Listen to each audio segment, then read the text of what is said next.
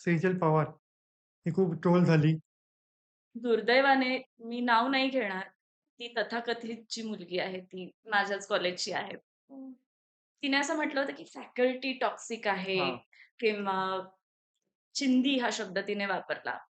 माझं मत असं आहे, की कुठलीही गोष्ट, कुठलीही संस्था, ही स्पेस ही परिपूर्ण नसते. तिथे काही गोष्टी अशा असतात ज्या डाग लावणाऱ्या असतात किंवा थोड्याफार काय म्हणू शकतो, कमी जास्त असतंच. जसं आपल्या घरांमध्ये सुद्धा एखादा भाऊ कदाचित वाया गेलेला असू शकतो.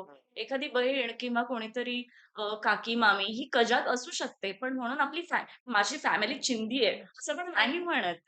म्हणजे ते असतं ना, की अ, अर ग्लास अर्धा भरलेला आहे की रिकामा? तर त्यामध्ये तो भरलेला आहे हे बघण्याची प्रवृत्ती असावी माणसाकडे.